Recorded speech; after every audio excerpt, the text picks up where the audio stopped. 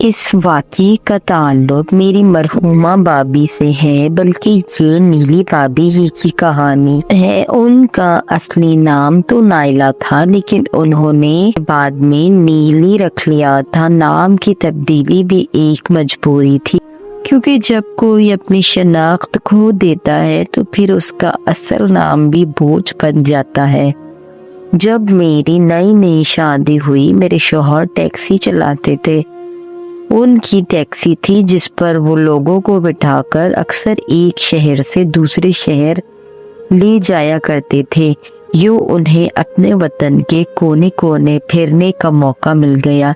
ایک بار وہ ٹیکسی لے کر حیدرآباد گئے، وہاں سے کچھ سامان لا کر سیالکوٹ جانا تھا۔ سیالکوٹ پہنچ کر سامان اتارا تو ایک واقف کار وحید خان مل گیا۔ یہ ہوٹل پر بیٹھے کھانا کھا رہے تھے۔ وحید خان سے پرانی جان پہچان تھی۔ وہ ڈرائی فروٹ کا تاجر تھا، کئی بار اس کا مال کراچی پہنچایا تھا۔ اس نے خیریت حال و حال کے بعد کہا، یار میرے ایک علاقے دار آدمی کا کام ہے، کیا تم یہ کام کرو گے؟ کیا کام ہے اور مال کہاں پہنچانا ہے؟ لاہور پہنچانا ہے۔ مال نہیں ہے، بس 2 سواریاں ہیں۔ آج کوئی سواری نہیں اور ان کا لاہور جانا ضروری ہے۔ ہاں کیوں نہیں، میں لاہور ہی جا رہا ہوں، سواریاں ساتھ اٹھا لوں گا۔ وحید خان نے جواب دیا کہ تم کھانا کھا لو جب تک میں راحیل خان کو لے کر آتا ہوں۔ پھر چند منٹ میں لوٹ آیا، اس کے ساتھ ایک آدمی تھا۔ یہ راحیل خان ہے، اس کے چھوٹے بھائی کی لاہور میں نوکری ہے۔ ان کی نئی شادی ہوئی ہے، اپنی بھابھی ساتھ لے جا رہا ہے۔ ان کو تمہارے ساتھ جانا ہے، لاہور میں کہیں بھی اتار دینا۔ آدم صاحب کو راحیل صاحب نے مشکور ہو کر کہا۔ ٹھیک وقت پر راحیل ایک لڑکی کے ہمراہ، وہ لڑکی تھی، وہ 12-14 کی تھی۔ تائیں ایک نظر کے بعد اس نے دوسری نظر اس پر نہ ڈالی کہ یہ ایک معیوب بات تھی۔ ہمارے وطن کے پسماندہ دیہاتوں میں لڑکیوں کو کم عمر میں بھی بیاہ دیا جاتا ہے، تاہم اس لڑکی اور راحیل کی عمر میں فرق واضح تھا۔ ایسا لگتا تھا کہ وہ اس کے چھوٹے بھائی کی منکوہا ہی ہے۔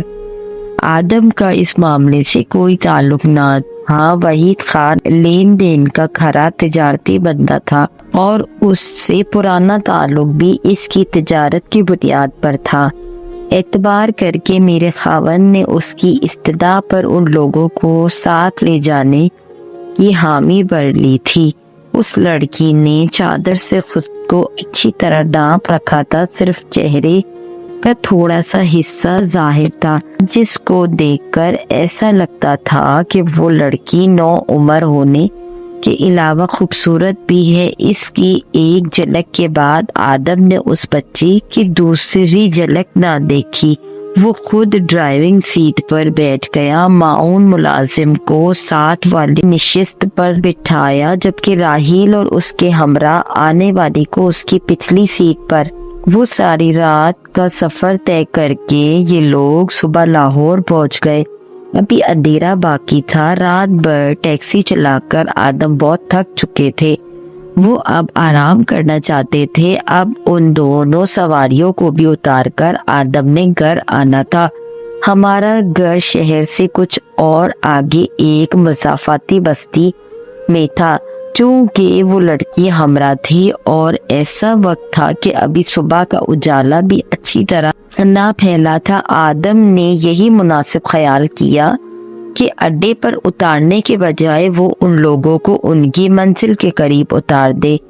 اس نے راحیل خان سے پوچھا، آپ لوگوں نے کہاں اترنا ہے؟ مجھے جگہ بتا دے تو آپ کے ٹھکانے کے قریب ہی اتار دوں گا۔ راحیل نے بتایا، فلاں جگہ پہنچا دو، آگے ہم خود چلے جائیں گے۔ وہ مطلوبہ جگہ اتر گئے۔ آدم نے ذرا دیر کو ٹیکسی سے اتر کر ہی ایک کپ چائے کا آرڈر دیا اور خود ہوٹل کے واش روم جانے کا سوچا۔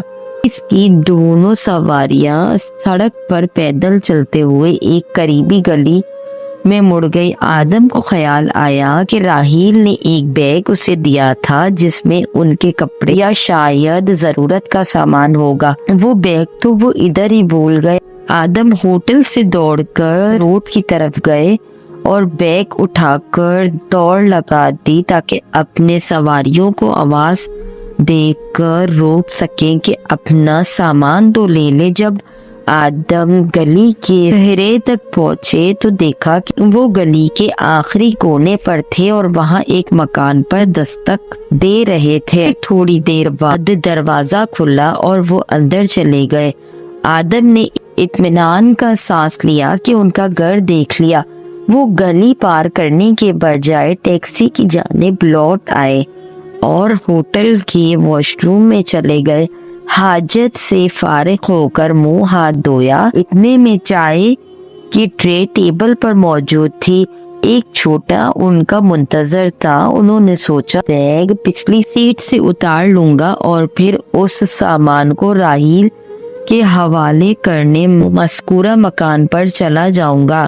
آدم نے چائے کے بعد آرام کیا اور پاؤں میں چپل پہنے سامان دینے چل دیے۔ پھر قسمت خراب کے چپل میں سے کانچ پاؤں میں چبھ گیا اور خون بہنے لگا۔ جب دروازے پر دستک دی درد سے جان نکلی جا رہی تھی۔ کچھ دیر تک بار پر دستک دینے کے بعد وہ دروازہ ایک نہایت حسین دوشیزہ آنکھیں ملتی ہوئی آئی اور دروازے کو ذرا سا کھول کر کے بولی، کون ہے، کیا نام ہے؟ یہ راحیل خان کا بیگ ہے، اس کو دینا ہے۔ وہ لڑکی نفرت سے اندر چلی گئی۔ پاؤں میں درد سے ٹیسیں اٹھ رہی تھی، خون بہ رہا تھا۔ وہ راحیل خان کو آواز لگاتے ہوئے دروازے سے اندر چلی گئی۔ لڑکی تو کمرے میں جا کر غائب ہو گئی، لیکن ایک بوڑھی عورت برآمدے کے کونے میں اپنے غسل خانے سے نکلی۔ پوچھا، کیا بات ہے اور آپ کون ہیں؟ ایسے کیوں اندر آ گئے ہیں؟ خالہ جی،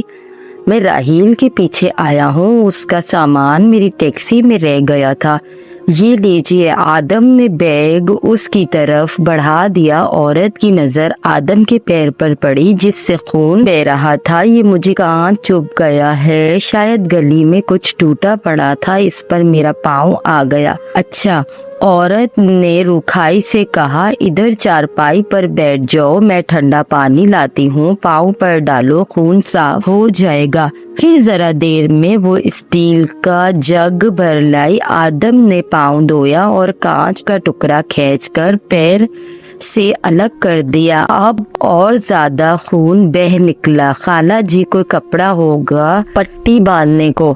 ہاں، ٹھہرو۔ وہ اندر گئی اور ایک صاف ستھری پٹی لے آئی۔ شیشی میں زخم دھونے کا جراثیم کش محلول بھی تھا۔ راحیل خان کہاں ہے؟ ذرا اسے بھیجیے، وہ چلا گیا ہے، اسے کوئی ضروری کام تھا۔ اچھا۔ آدم اٹھنے کو ہوئے تو عورت بولی، کافی لمبے سفر سے آئے ہو، پاؤں بھی زخمی ہے، کچھ دیر بیٹھ جاؤ، زخم رسنا بند ہو جائے گا، پھر چلے جانا۔ وہ برف کی کچھ ڈلیاں ایک برتن میں ڈال کر لے آئی۔ یہ زخم پر پھیرو گے تو خون تھم جائے گا۔ آدم کو کافی تکلیف محسوس ہو رہی تھی۔ انہوں نے عورت کی ہدایت سے زخم پر برف کا ٹھنڈا پانی ڈالا اور پٹی لپیٹ لی۔ پھر تھوڑی دیر بعد ان کی تکلیف کم ہو گئی اور زخم بھی رسنا بند ہو گیا۔ اب اس زخمی پاؤں سے کیسے چلو گے؟ پاؤں پر دباؤ پڑے گا تو خون پھر بہنے لگے گا۔ کانچ نکل گیا ہے، بس اب ٹیکسی تک کسی طرح چلا جاؤں گا۔ اتنے میں عورت نے آواز دی، بیلا ادھر آؤ، ایک کپ چائے کا بنا کر لا دو، چائے پینے سے ان کو آرام مل جائے گا۔ یہ ہمارے راحیل کا بیگ پہنچانے آئے ہیں۔ بوڑھی عورت پاس ہی چارپائی پر بیٹھ گئی اور چائے کا انتظار کرنے لگی۔ ذرا देर में वही लड़की जिसने दरवाजा खोला था चाय के 2 कप ट्रे में रख कर ले आई और चारपाई पर उन दोनों के दरमियान रख कर चल दी। औरत के अंदाज और उस लड़की के रवैये से आदम ने समझ लिया कि ये किस किस्म के लोग हो सकते हैं। उन्होंने जानबूझकर जेब में हाथ डाला और सिगरेट की डब्बी निकालने के बाद नोटों की मोटी सी गड्डी निकालकर चारपाई पर रख दी। वो अंदाज़ा करना चाहते थे क्या वाकई ये इस कमाश के लोग हैं कि जैसा उन्हें उस वक्त गुमान हुआ था। नोटों की गड्डी देखकर बुढ़िया की आंखों में चमक आ गई। उसने निहायत खुश इखलाकी से सवाल किया, तुम कौन हो बेटा, कहाँ से आए हो और राहील खान से तुम्हारी क्या जान पहचान है? आदम ने बेनियाजी से जवाब दिया, आंटी जी वो मेरा पुराना वाकिफकार है, मैं उसका माल लाता ले जाता हूँ। बुढ़िया ने माल का कुछ और ही मतलब लिया, गालिबन वैसा ही माल जैसा कि वो आज लाया था। फिर तभी उसकी भांछे खिल गई। वो कदरे खुश इखलाकी से बोली, बेटा कुछ खाओ पियोगे, नाश्ता करोगे, सुबह का वक्त है, सारी रात का सफ़र किया है, नाश्ता कर लो और थोड़ा सा आराम भी कर लो, घड़ी 2 घड़ी बाद चले जाना। आदम भी शायद यही चाहते थे कि 1-2 घड़ी वहाँ रुक कर राहील की हकीकत जान ले। औरत उनको अपने कमरे में ले गई और तख्त पोश की तरफ इशारा करके बोली कि आराम कर लो, यहाँ लेट जाओ, बहुत थके हुए लग रहे हो। आदम ने जानबूझकर नोटों की गड्डी बरामदे में पड़ी चारपाई से न उठाई। चंद मिनट बाद लड़की चाय की ट्रे उठाने को बाहर गई और गड्डी भी ले आई। आदम को देखकर बोली, आप ये बाहर भूल गए थे। आदम ने लापरवाही से नोट लेकर जेब में डाल दिया।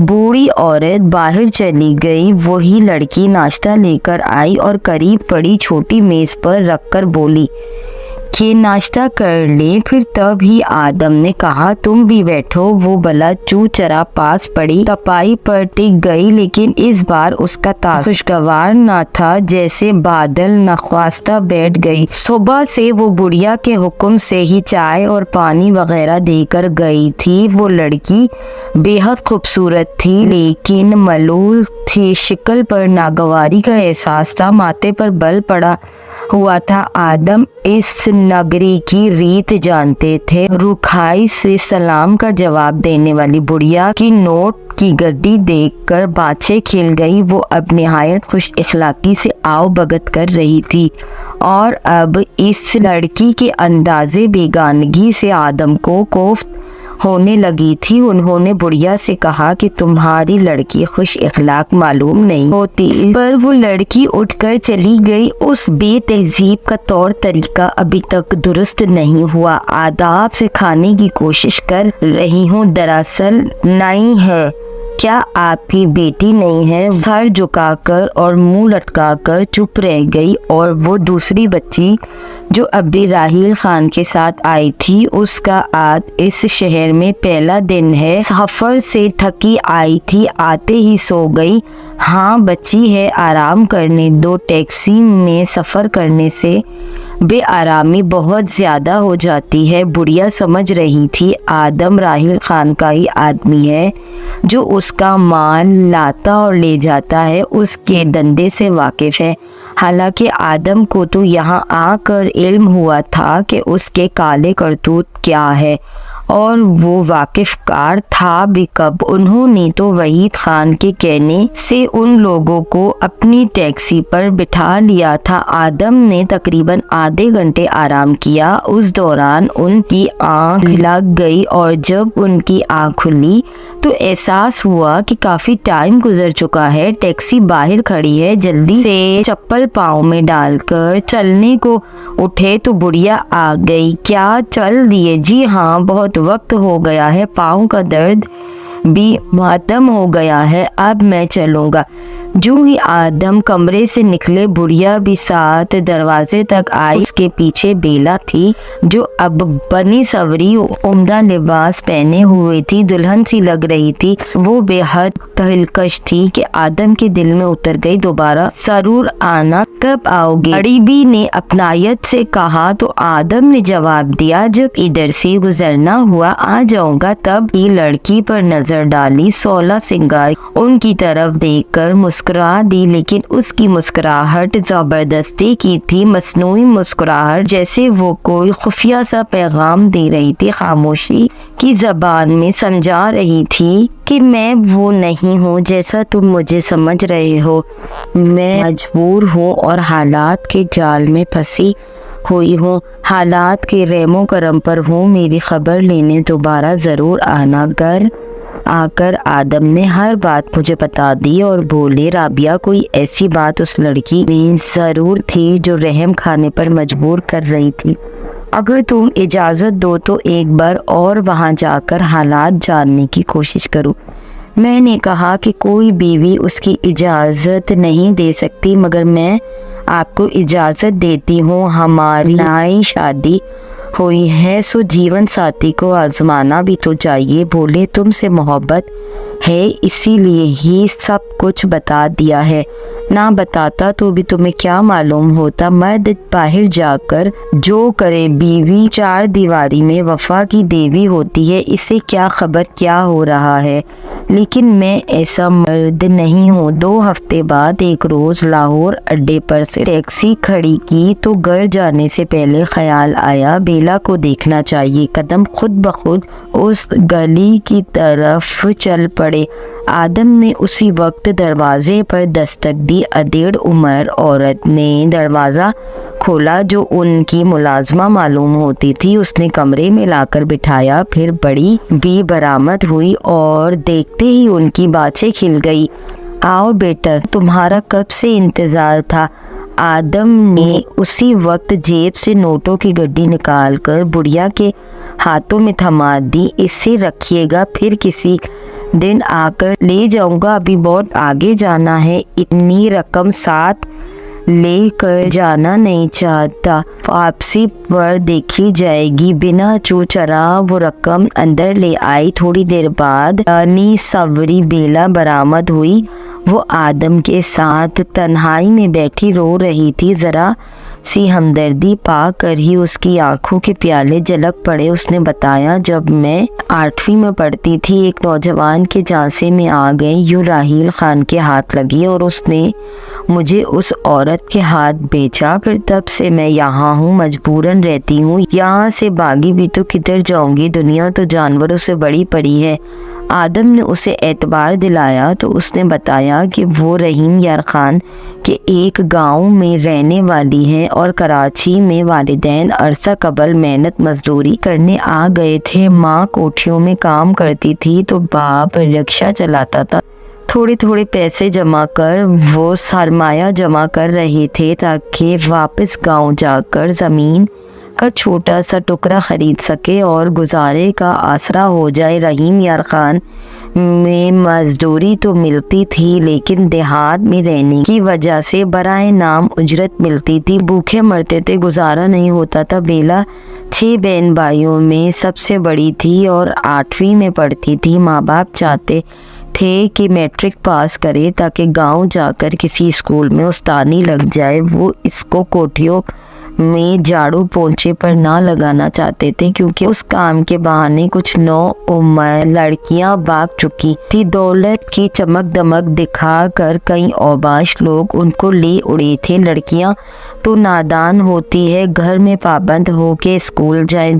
जब उनकी कच्ची उम्र उनको ऊंचे ख्वाब दिखाने लगे तो खतरात इर्द गिर्द मंडलाने लगते हैं। बेला एक दिन स्कूल से घर आने को निकली तो रोड पर एक गाड़ी में बैठे नौजवान ने उसे अपनी जानिब मुतवज्जा कर लिया। اس کے قدم ذرا سے ڈگمگائے، دل دھڑکنے لگا۔ ڈر کر اس نے گلی میں دوڑ لگا دی اور گھر کے اندر آ کر دم لیا۔ باپ اور ماں کام پر گئے تھے اور چھوٹے بہن بھائی اسکول ٹیوشن تھا بھی اس نے گھر کا دروازہ خوب اچھی طرح بند کر دیا۔ اس سے خبر نہ تھی کہ وہ نوجوان بھی اس کے تعاقب میں گھر تک گیا تھا اور اس کا ٹھکانہ دیکھ لیا۔ چند ہی دنوں بعد جب وہ اسکول جانے کو نکلے، گلی کے اختتام پر دو نوجوانوں نے اس کے منہ پر ہاتھ رکھا اور قریب کھڑی گاڑی میں اسے دھکیل کر وہاں سے ہوا ہو گئے۔ یہ راحیل خان کے آدمی نہ تھے، لیکن یہ گروہ غریبوں کی لڑکیاں اغوا کر کے وطن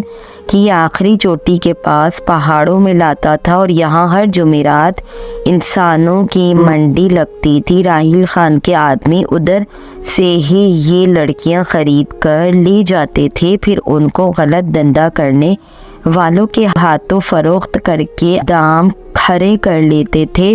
وہ ہمیشہ چھوٹی بچیاں اور کم سن لڑکیاں خریدتا تھا تاکہ آسانی سے خوفزدہ کر کے اپنا مقصد حاصل کر لے۔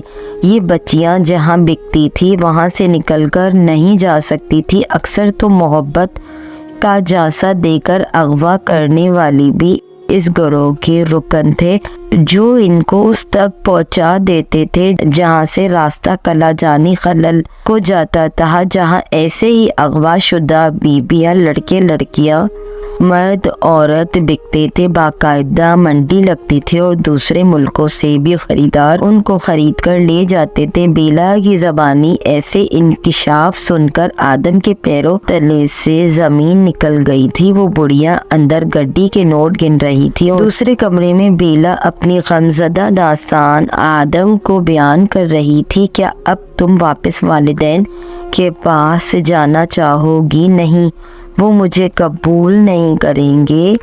میرے رشتہ دار باپ اور بھائیوں کے ہاتھوں مجھے مروا دیں گے کہ یہ گھر سے بھاگ گئی تھی۔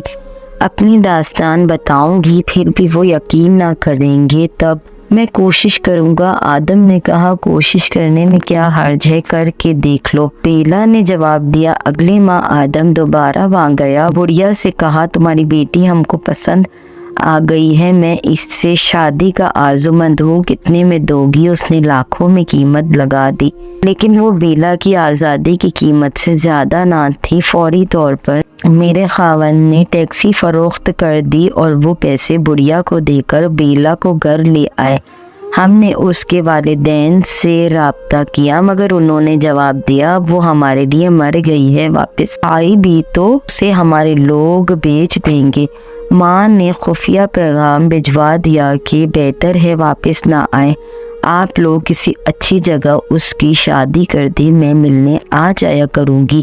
بیلا کی شادی کا مسئلہ تھا۔ انہی دنوں کارگل کی جنگ چھڑی اور میرا بھائی جو فوج میں تھا زخمی ہو کر آیا، ایک ٹانگ اڑ گئی تھی، دشمن کے گولے کی زد میں آ گیا تھا، وہ ریٹائر کر دیا گیا اور باعزت ریٹائرمنٹ کے ساتھ کافی رقم بھی معذور ہونے کی وجہ سے ملی۔ اس کی شادی کا مسئلہ تھا۔ جب ٹھیک ہو کر آیا تو کڑیل اور خوبصورت جوان ہونے کے باوجود معذور تھا۔ بیلا نے اسے دیکھا تو اس کی آنکھوں میں آنسو آ گئے۔ تو میں نے بیلا سے پوچھا، کیا تم میرے بھائی سے شادی کرنا پسند کرو گی؟ اس نے جواب دیا، کیوں نہیں، آپ نے مجھے سہارا دیا ہے، میں بھی آپ کے بھائی کا سہارا بنوں گی۔ بھائی کو سرکار کی طرف سے واجبات ملے، گھر مل گیا اور رقم کو انہوں نے فکس کرا دیا۔ وہ رقم البتہ میرے خاوند کو واپس کر دی، ٹیکسی بیچ کر، جن پیسوں سے انہوں نے بیلا کو گندے ماحول کی نظر ہو جانے سے بچایا تھا۔ اللہ تعالیٰ اسباب پیدا کرتا ہے، اگر نیت نیک ہو۔ آدم ٹیکسی فروخت کر کے بے روزگار اور بے دست پا ہو چکے تھے۔ اس رقم سے دوبارہ ٹیکسی خرید لی اور اللہ نے برکت دی، 1 سے 2 پھر 3 ٹیکسی ہو گئی۔ میرے بھائی نے بھی ان کے کاروبار میں حصہ ڈالا اور منافع میں شریک ہو گئے، یوں ان کے حالات اور اچھے ہو گئے۔ یہ بیلا کی قسمت تھی۔ ان کے 2 بیٹے ہوئے، بدقسمتی سے تیسرے بچے کی پیدائش پر وہ زندگی کی بازی ہار گئی۔ نومولود بچی میں نے گود لے لی، بلکہ تینوں بچوں کی پرورش کی میرے بھائی نے اور شادی نہ کی، اور یہ بچے ہی ان کے بڑھاپے کا سہارا ہوئے۔ بیلا کا اصل نام نائلہ تھا اور بھائی اس کو پیار سے نیلی کہتے تھے۔